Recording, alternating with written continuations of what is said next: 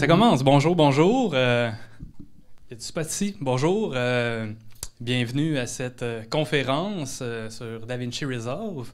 Mon nom est Mathieu Marano. Vous m'avez sûrement déjà vu dans les NAB 1, 2, 3, 4 et 5, ainsi que la série Final Cut Montréal. Merci. En fait, ça fait longtemps qu'on veut montrer DaVinci Resolve, puis spécialement moi, j'avais un intérêt particulier dans le logiciel, dans la solution de colorisation. On essayait de le montrer au post-NAB, le timing était moins bon, et on essayait en faisant de la programmation, la nouvelle saison de Final Cut Montréal, d'essayer de le placer, puis j'ai eu un appel, en fait, comme j'avais montré beaucoup d'intérêt, on a eu un appel de Blackmagic, qui faisaient une tournée, qui m'ont dit Mathieu, on cherche une place à Montréal pour faire l'événement. Donc, on organisait ça un peu ensemble, trouver la salle, faire venir Patrick. Maintenant aussi, Bob est là. Donc, pour vous présenter le logiciel, on a eu quelques problèmes de douane. Patrick, qui est au Canada depuis 2 heures. Donc, il vient d'arriver, il était supposé arriver hier. Il y avait de la mauvaise température à Washington.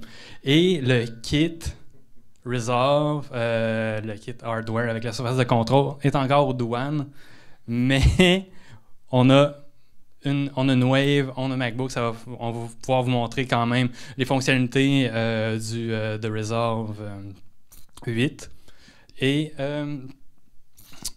donc, c'est aujourd'hui un workshop, ça va vous montrer un peu les fonctionnalités, qu'est-ce que le Resolve peut faire et comment vous débrouiller. En sortant d'ici, supposément, vous allez être capable d'ouvrir le Resolve et de pouvoir travailler avec des images et pouvoir faire une sortie aussi sans vous péter la gueule. Alors, c'est ça le but de l'événement. Alors, sans trop tarder, je vous présente Bob, qui est le directeur des ventes de DaVinci Resolve chez Blackmagic Design. Thank you.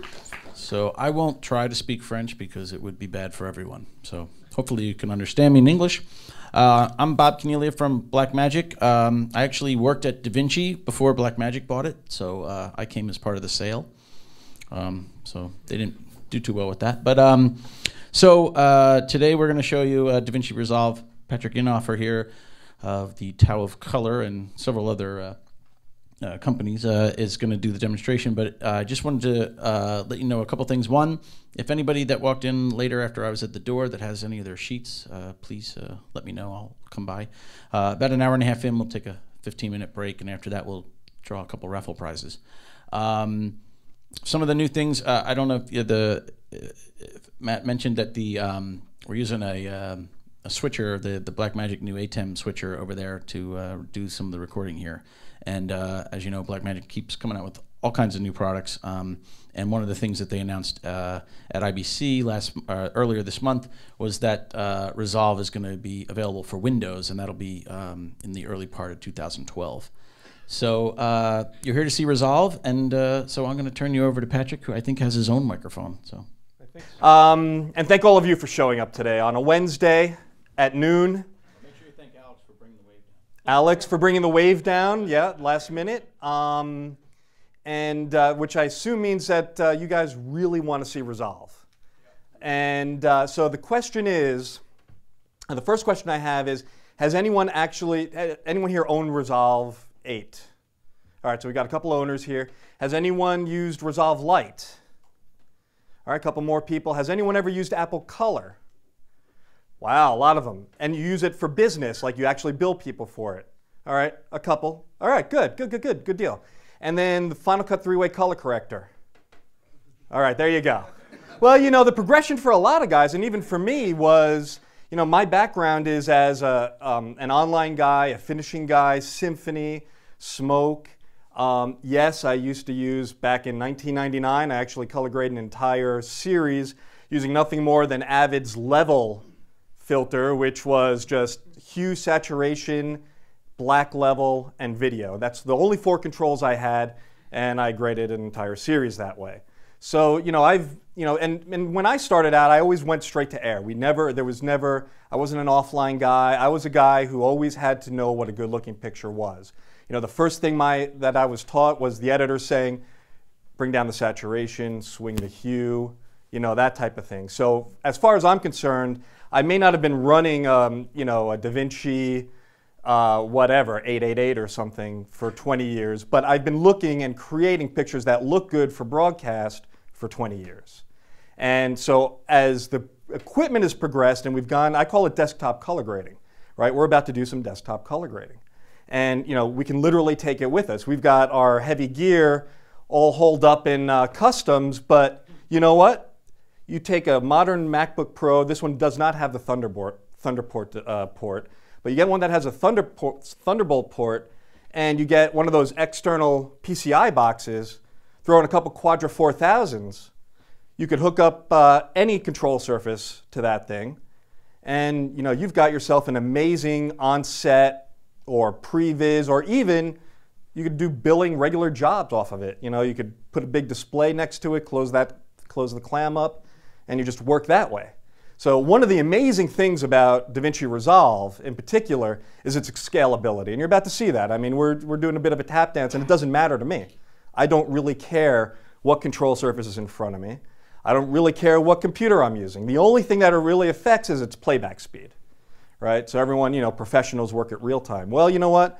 I don't always work at real time, and I'm a professional. You know, people pay me for what I do. I'm a professional. And it's just, we all live on a scale, on a range of the type of projects we work on, the amount of money we bill out per hour, and what our clients expect to see, you know. So let's get through this. First, we'll do a little bit of talk about hardware, because what I find when I do these demos, and feel free to just kind of shout out questions at any time.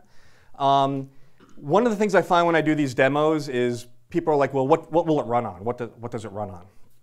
Basically, what it comes down to is any Mac Tower since 2008, it'll run on. All right? Any iMac made in 2011, it'll run on. Any MacBook Pro, most of the MacBook Pros, I'm pretty sure the cutoff date on that is 2009 or 2010. I've forgotten that right now, and where's Bob? He must have stepped out. But Bob, the MacBook Pros, what's the earliest MacBook Pro you can run Resolve on? Successfully, yes. I would say the 17-inch 2010s, the ones that have NVIDIA GPU cards. Right, the 2010s. And that's the cutoff, and that's the reason why you can't use a 2009 iMac, because it needs the NVIDIA cards on it, or the ATI cards that support the proper version of OpenCL. Because one of the big advances on Resolve 8 was OpenCL support. And so no longer did you just have to run NVIDIA cards. Before, a couple months ago, you had to run NVIDIA cards. And so if your Mac didn't have an NVIDIA card, you were dead. That's not true anymore. Now, just because you have an ATI card, that's not enough. It has to be an ATI card that supports the OpenCL architecture that Resolve is writing to. It needs to have the right version of it built into it. And on the Mac Pros, really, I mean, you know, on the towers, you're really going to want to look at the NVIDIA cards. One of the advantages on the big advantage on the NVIDIA card right now is blurs. You know, there's or denoise. The denoiser that's in Resolve 8, that's new with Resolve 8, only uses CUDA technology. So if you're not running an NVIDIA card, you're not getting any denoising at all. And that's the only thing you're giving up if you're going ATI. If you're on an iMac or an ATI MacBook Pro, that's what you're giving up. 8.1 is about to come out at the end of the month. One of the things I just heard, I just recently picked up a MacBook Air, and I was told, yeah, you'd probably be able to run Resolve on the MacBook Air, the new ones. So that's pretty outrageous. And so let's take a quick look at, come on, there we go. So if you go to DaVinci's website, you go into support, and you pull up and you say, you know, you want the Blackmagic software. This is where you're going to find a couple things that I wanted to point out to you. Of course, you can download Resolve, because actually the only thing that Resolve actually is, what you need to run Resolve is this. When you pay $9.95 for Resolve, you're buying this dongle, this USB dongle. All right, so the software is there. The fully functioning software exists on their website. It's this you need to run it. Or you go to their website and you download the light version, the free version. The difference between the fully functional dongle-enabled version and the light version, and you don't just download the full version. If you don't have the dongle, it runs the free version. It doesn't work that way. You have to download the free version. The difference being is the number of nodes we can run. All right, so in Resolve, Resolve's node-based, and we're going to go through this. Just to give you kind of overview, what Resolve happens is grades happen in nodes. For a lot of Apple Color people here, think of a node as like each of the rooms. So within, you can create as many rooms as you want. And every room, every node can be a primary. You can turn it into a secondary. You can have multiple windows. You can do multiple, HSL selections. But every node is as if you've got an entire Apple Color at your fingertips. All right, and you can rearrange them.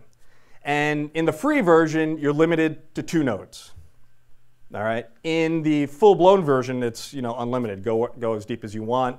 I listened to a podcast yesterday with a Resolve colorist saying, he's gone 16 nodes. I think the most I've gone is 10, maybe 12. On average, maybe 2 to 6. I rarely go past more than 6. There are a couple. One of the things why the 2-node thing. One of the reasons why people who own Resolve aren't kind of ticked off about the free version is the 2-node restriction actually limits a couple features. There are a couple specialized nodes that just to get them going, the minimum number of nodes they use is 3. So there are a couple specialized nodes. For instance, if you wanted in 8.1, there's a new composite option.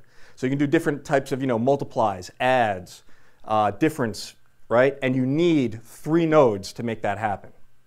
So that doesn't exist in the free version. So that's why there was never an outcry from people who own the system saying, gee, what the heck, I just spent $1,000, what's up with this free thing? All right, so there are restrictions, but it's a great learning tool because all the basics are there. Except for understanding the difference between a parallel node and a layer node. Those are the things that you're not going to get, you're not going to learn. But the basics of the interface, how to work, how to grade, how everything interacts, the tracker, the stabilizer, all of that is there for you to use. All right, so it's very cool. The other thing I want to point out is you can get sample video clips from Resolve's website. And these are all ARI. They're all ARI S logs. So they're very flat. The reason what's that? The reason that I like those, and especially for training purposes, is you can really see what you're doing. They're recorded flat. So you can drop the blacks, pop up the whites, kick up the saturation. You really see yourself grading. So they're great clips, and there's a bunch of different ones that allow you to practice things like tracking, isolating, and doing hue shifts and things like that. The other thing I would recommend everyone who's working on Resolve, the DaVinci Resolve 8.0 configuration guide. I just told you what the basic specs are for the hardware. The truth is it gets a little bit more complicated than that. The truth is once you decide on an iMac, you then have to figure out, well, how much RAM goes in? Because there are very specific increments at which Blackmagic says these are what we recommend as the recommended amount of RAM. I get people coming to me all the time saying, well, Patrick, I've got it, but I've got 4 gigs. It says 8. I say, great. It's unsupported. The config guide says 8 gigs of RAM. If you want a supported configuration, you've got to match the hardware, the RAM, the video card, all of that stuff. And you get all that matched up. Now, it's a range. You don't have to get 16 or 24 gigs. They give you a low all the way up to the high. And they'll do that for the Mac Pros, the iMacs, and the MacBook Pros. And it's pretty complicated. There's a whole bunch of different qualified configurations. What cards go in what slots? If you're using the Cubix expander, where are the slots? What slot should you put that on, depending on what your Mac Pro you've got? They really get really specific. So if you're having problems configuring your setup, wondering if you've got the right setup, download the configuration guide, and that's the Bible. And that's pretty much what I tell people to do. The other thing I would do is take a little bit of time, check out from that page their FAQ guide, right? How many monitors can I use with Resolve? What's the fastest NVIDIA card? All that stuff. You know, stuff you might typically hit a support forum for. They've got it all answered. They've got a bunch of answers there. And then, of course, support notes. If you've got a control surface and you want to know what do the various keys do, you go there, and it's all listed downloads as PDFs, including keyboard shortcuts, including the supported codecs. I don't know up here if it makes a difference, but back in the States, you know, NTSC DV, you know, not supported by Resolve. They'll support almost every other format and frame size. 720 by 480 is not supported at 2997. It is supported at PAL frame rates, not at NTSC frame rates. You can go 720 by 486, which is considered, you know, uncompressed, 8-bit broadcast. That's the frame rate for broadcast television for NTSC. 720 by 480, not supported. You have DV, NTSC DV files in your project, you're going to have to get them to 720 by 486. All right? And that's the type of thing you'll find out in the supported codec list. I found that because NTSC DV wasn't working for me, and I had to figure out why. And it was in there. So let's also now quickly get out of the way. I want to just talk about control surfaces real quick. There are 4 brands of control surfaces. One of those brands just came out with a second line. Most of them are in about the same price range except for 2.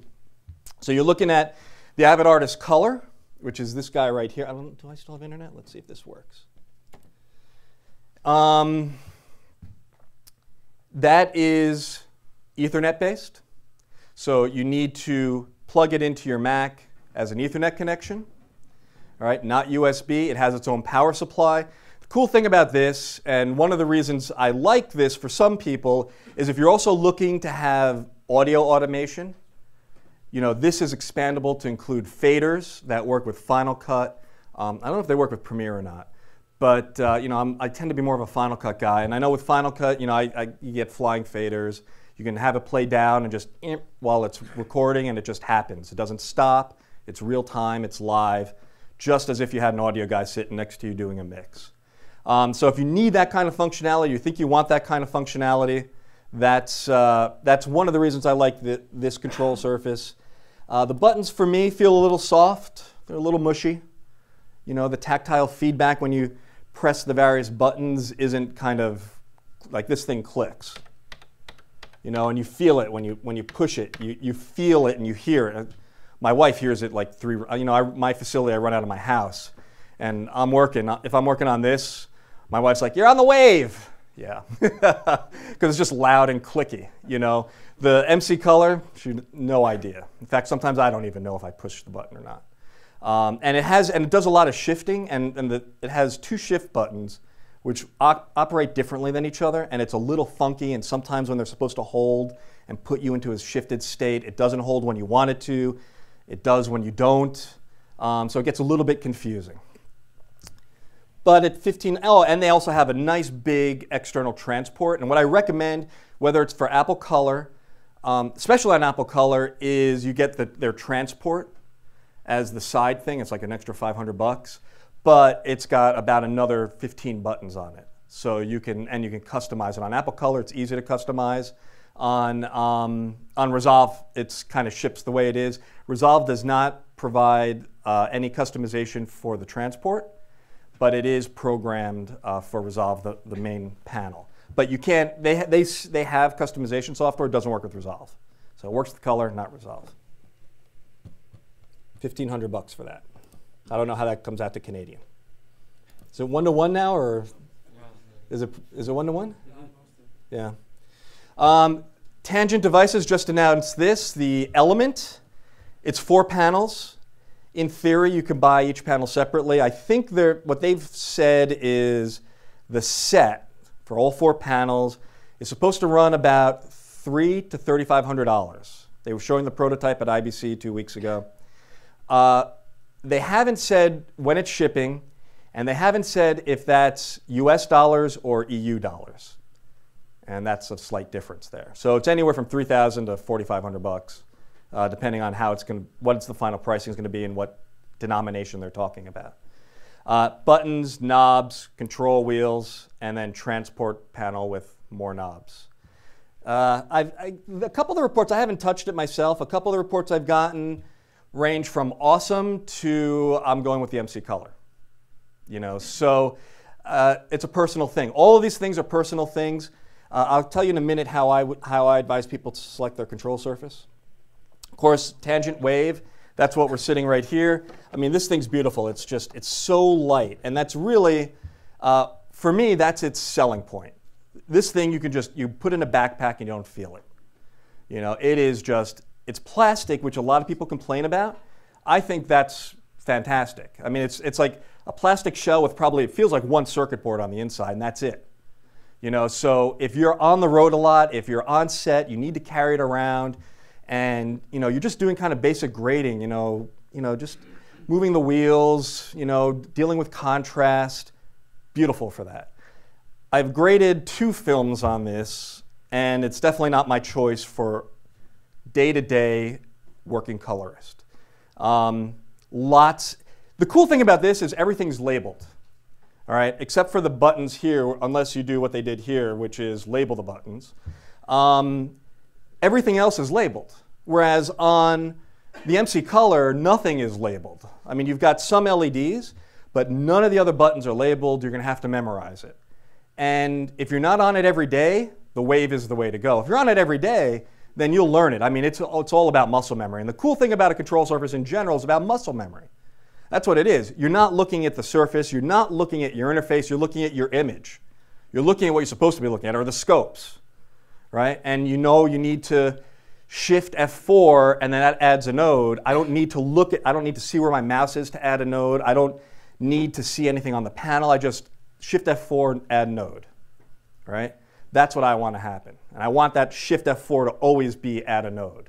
And then once I learn that muscle memory and I figure out exactly what I need to do, that's what happens every single time, and then I start flying. Then I go from grading 10 minutes a day to grading 25 minutes a day. All right. J.L. Cooper, that's the one that I use on a day-to-day basis for now. And I like it. That's a $7,000 panel. Lots of buttons. I think there are about, someone mentioned to me, I think they said 37 buttons. 6 of which, you know, take you to lit up LEDs.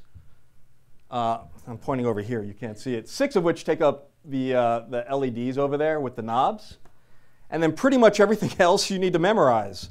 But Resolve has done a nice job mapping this panel to Resolve, you know, the DaVinci guys.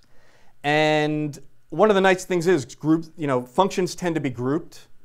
And so when I'm working with keyframes, my keyframe buttons are pretty much where they need to be. So what usually happens, if I haven't been on it for a week or two, I'll pull out the little PDF guide, and the first 4 hours I'm kind of referencing back to my PDF guide, and then after that, I'm back and I'm flying. And the beautiful thing about that is it's always in its normal state. And then the shift button, it only goes into shifted functions when I hold it down. When I release the shift button, it's back to its normal state. Nothing moves around. Once it's memorized, and I never have to look at the surface again to know where I'm at. Whereas, you know, the wave, the Avid Artist Color, all require me, at some point or another, I'm going to forget where I'm at. And I got to look at the menus. And I got to figure out, am I shifted, am I not shifted? What menu am I in? And that just slows you down. All right. Yeah. So right now, Customs has this big boy.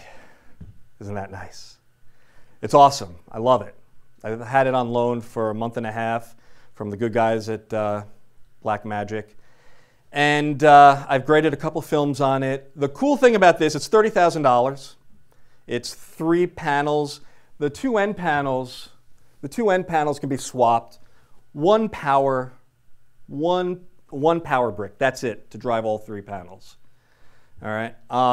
Which, if you've worked on, let's say, the Avid Artist Color series, and you have multiple panels, each one of those panels has its own power supply. Then you have to hit an Ethernet hub, which has its own power supply, and it's just a ganglion of cables coming out everywhere. Whereas this thing, 3 panels, USB comes off the center panel, goes into your computer, and then everything out sprouts from there. Power goes into the center one, power goes out to the other ones. So it's fantastic. I mean, the cabling is a breeze. If they were to roll it in right now, we could take a 5-minute break. I could have it set up for you. I mean, it's literally that easy to set up, and tons of buttons. And they're all labeled. So as you're learning it, you can kind of look at the buttons and know what they do. The LEDs up top are all stateful. So you can press one and it takes you into a different mode that gives you more options. I mean, the crazy thing about Resolve is I look at this control surface and I look at just the buttons. I'm like, that's everything, right? I mean, there can't be any more controls than that. And there are. And then you look at all the knobs and all the additional buttons up there, and you say, well, that's all I need then, right? I don't actually need to go into other modes there, and it's not. I mean, you would literally need double that just to get, I mean, because Resolve is so powerful. And there are even things you can do on the keyboard that, if you want to go to nodes directly, things like that, you can't do. There's things you can do on that you can't do on any of these other ones, and you become very wicked fast. I had a job I did 2 or 3 weeks ago with, it was a documentary. 90 minutes long. Typically, a 90-minute doc is about 1,200 shots, is usually what I expect. And, and that's about what I bill for. I figure it's going to be a 4-day job. Prep, post, and then the actual grade. 4 days, 1,200 shots. Well, I quoted this out at 4 days, and it turned out to be 1,600 shots. That's another day. But I had the big surface, and again, it becomes productivity. The more control you have at your hands, the less you have to look at the surface, and the more you develop muscle memory. 1,600 shots, 4 days, not a problem. It was leisurely. We even did an entire review of the entire film with the director, and she got everything she wanted. Every little thing she wanted to tweak, we tweaked. I did not have to compromise. And so this is the advantage of control surfaces, and this is why I remember when I first got my first control surface, when I got the JL Cooper, and I blogged about it. It's on my website. I did a diary of like a 3 or 5 day diary of transitioning from a mouse to a control surface. And what's the advantage? The advantage is speed. It's as simple as that. And when you're faster, you can charge more money, and the client pays less because it's costing them less hours. So you can raise your rates, make more money, and actually lower the overall cost for your client because you're working that much faster. The other advantage of a control surface is I do better work. I mean, I have more options that I can go through. I can previs options much more quickly. I can add windows. I could do vignettes. I could do tracking. All of that in the same amount of time it would take me to do the basic setup with my mouse using a 3-way color corrector. So I'm faster, I make more money, and I get better results. That's like the trifecta. Usually pick 2 of 3. On a control surface, it gives you all 3. So that's my spiel on control surfaces. Any questions up to this point? Hardware. Does it work with CP200? Question was, does it work with the CP200? No, they have not built functionality for that. Any others? All right. We'll get to that later. Let's sit down and let's start doing some work. So what have I got here? I've got a timeline. Got a couple clips that aren't linking up, but that's okay. So I've got a timeline here, and this is a 16-minute film.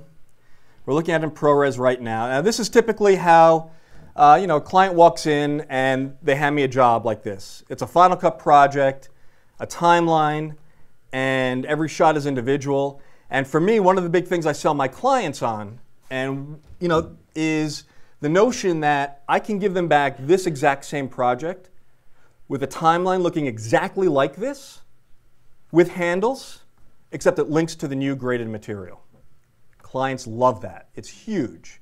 And the easiest way to do that is through an XML workflow. All right, you can do EDLs, but this is simple. This is 2 tracks. I could do this as an EDL.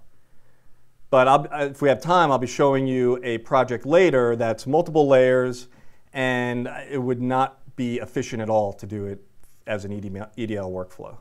Not to mention that XML carries across way much more data than EDL ever does. I mean, EDL, you think about it, I mean, whatever we were doing in an online room in 1995, that's what's built into an EDL. You know, at best, you know, constant speed rate changes, right? There's no motion tab, you know, repositioning, blow-ups, no filters go across, none of that. So if the client has any of that in there, you've got to recreate all of that. XML, not the case. In fact, in version 8.1, Resolve will now allow you to import your motion tab stuff. So on a shot-by-shot basis, you can choose to import all the repositioning and either burn it into your render file, or you don't import it and you allow Final Cut to handle it on the way back. All right. Now, the reason I'm showing you this is I just wanted to show you very quickly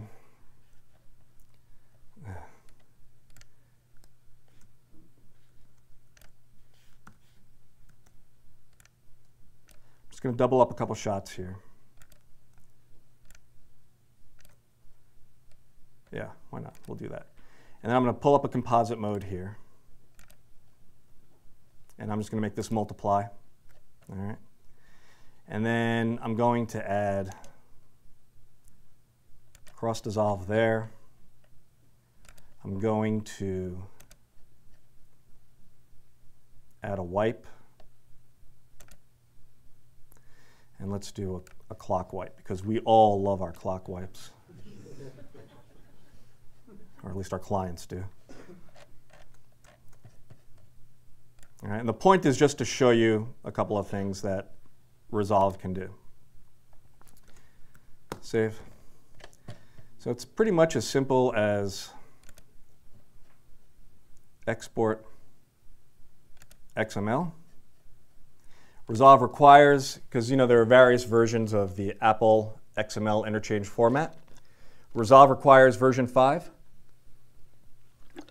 This is the reason for a while Resolve couldn't work with Premiere Pro, because Premiere Pro is exporting version 4. So the workaround was to export version 4, open it up in Final Cut, import it, and then turn around and re-export it as version 5. And then it was formatted in a way that Resolve could read. That I'm pretty sure has been solved. I haven't tested it myself, but I'm told it's been solved. And let's save this on the desktop, because that's where we all save our stuff, right guys? To the desktop. Save, quit. Yeah, we've all been there. Let's launch Resolve.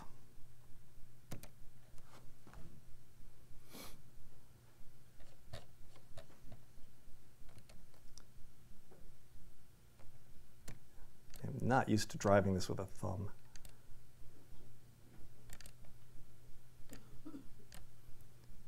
What are we running this on? We're running this 4 gigs of RAM, an Intel Core i5, 2.5 gigahertz.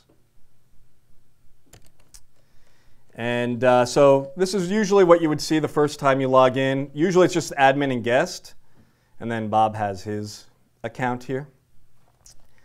First thing you're going to want to do anytime you set up Resolve is jump into the preferences, and you've got a couple choices. You've got to tell Resolve where your media exists. So I've already given it, I've already told it my little FireWire 800 drive here. You tell it if you've got any hardware for output. Now Resolve currently for output, for SDI monitoring, you need the Extreme 3D or the Ultra Studio Pro, which is the little box, the external box that you could use with a laptop or an iMac, and then you can get signal out from there. I think they just announced a Thunderbolt version of that. And then the other thing you want to tell it is the control panel type. Pretty much the DaVinci Resolve, the Wave, and the Avid Artist Color is just click and forget. You just click it, say OK, restart Resolve, it'll automatically recognize it. For the JL Cooper, you've got to set up, you've got to give the JL Cooper an IP address, you got to tell this what's its IP address, and then they'll talk. And what I'm going to do is I'm going to add a new user, and we'll call this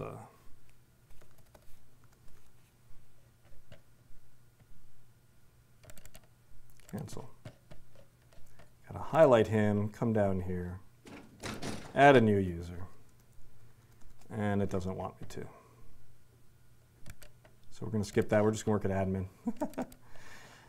No sense in killing ourselves. All right, I'm going to give you a quick tour of the DaVinci Resolve interface. All right, it automatically launches you in the config panel. This is where you set all your settings.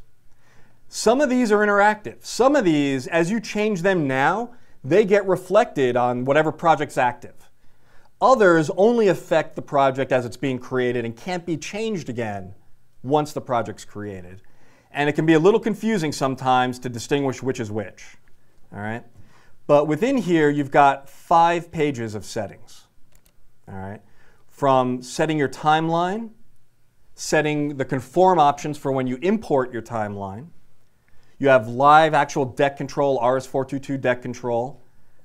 Your video monitoring, what frame rate, what frame size are you going out as? How do you want to monitor? If you're going to use proxies, you can set that up. You've got a page here listed nothing but LUTs. All right. You can.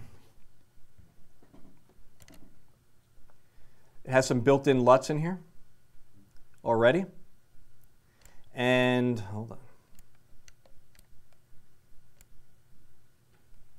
What am I looking for here? In here somewhere is the RE LUTs. Not finding it there. And printer setup lights. You can generate. You can do kind of a LUT generation. It's not. You can't build 3D LUTs. It's not really a 3D LUT builder, but you can take some of your settings and then create those as a LUT that someone can then apply elsewhere to kind of mimic your settings.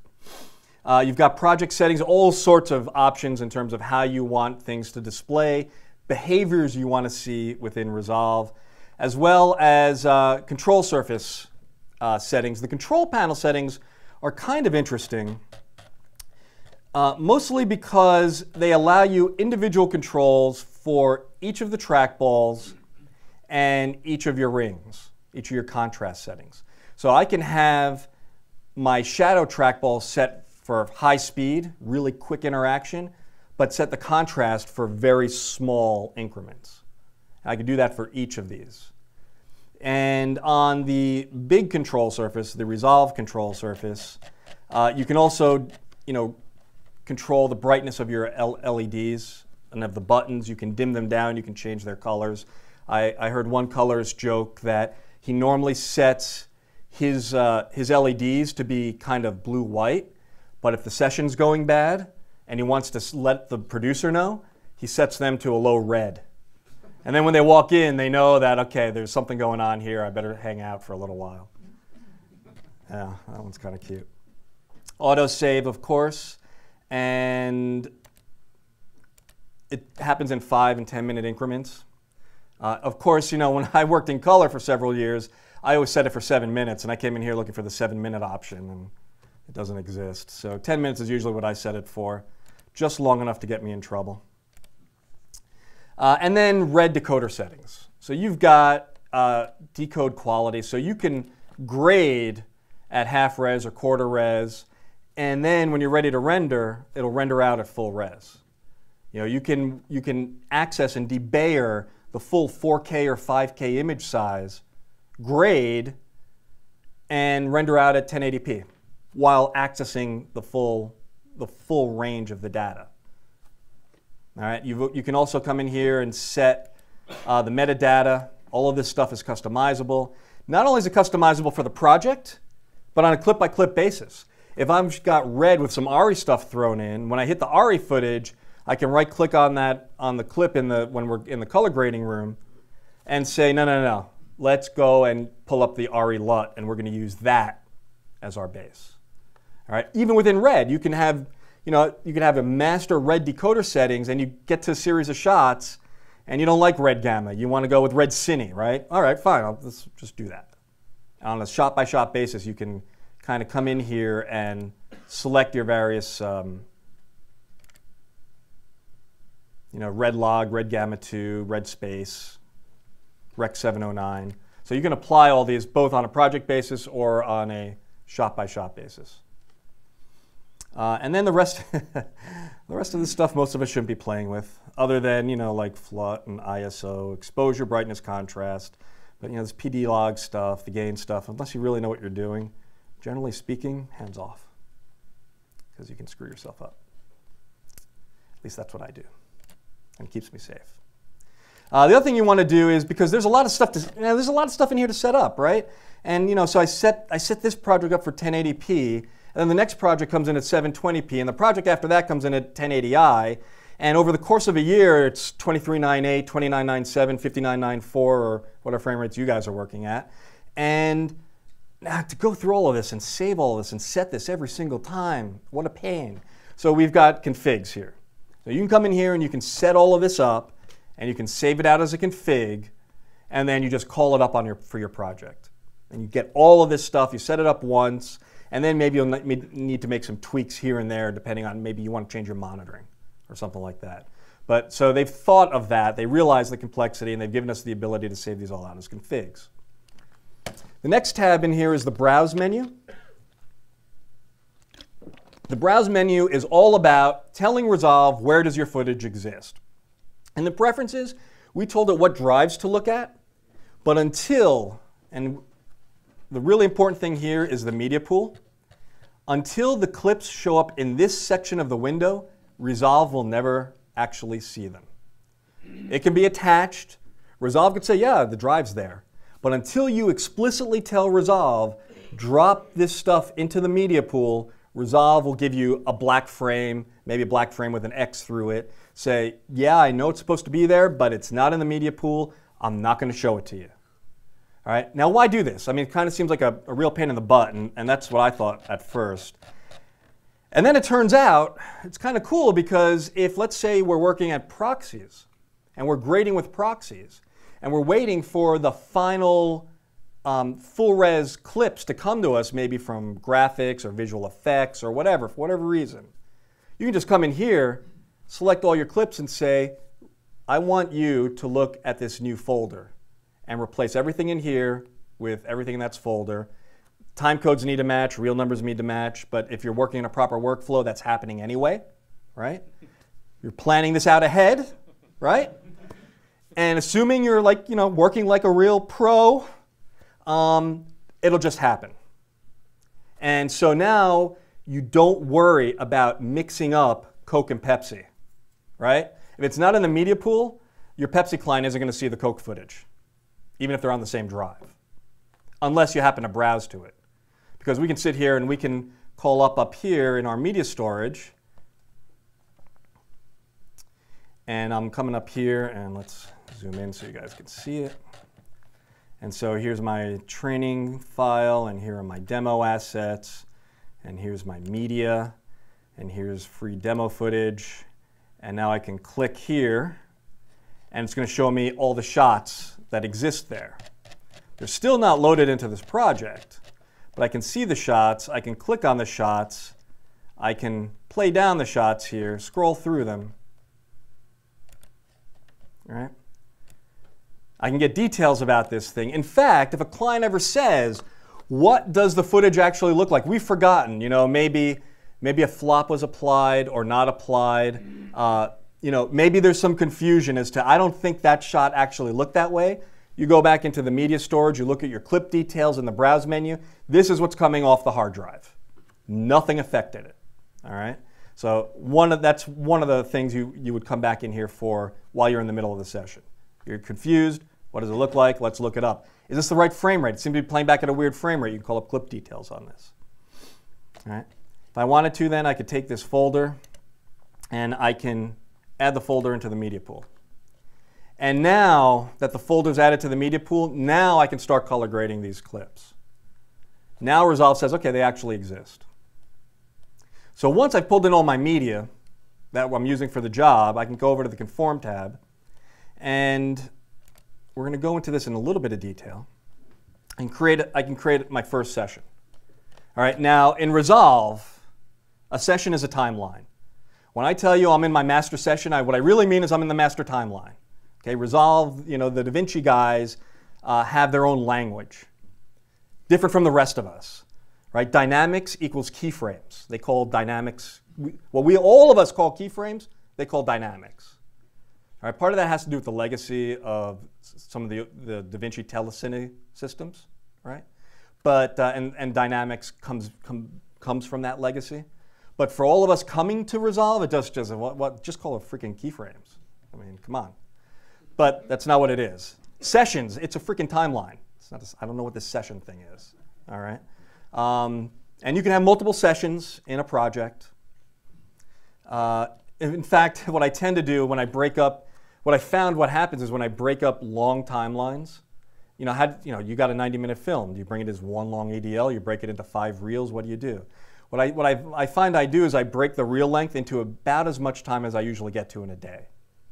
And I guess in that sense, it's a session, right? A day, if you call a day a session. But there's one thing that every single one of your projects is going to have in common, and that's the master session. And it's going to be confusing, and it is confusing. And the master session lives down here. When I pull in the XML, the actual timeline that we saw and that I added some effects to will live up here.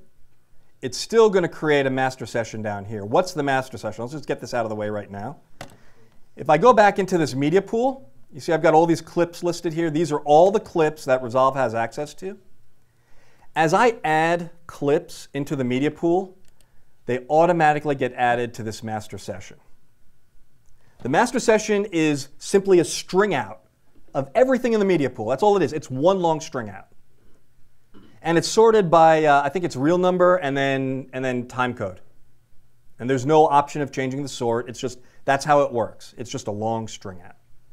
And then every other session, every other timeline that you import then references back to this master session. The whole concept is, even when I'm grading in a different timeline, the data that I'm creating, the grade that I'm creating, the vignettes and all of that, actually I'm grading the master session.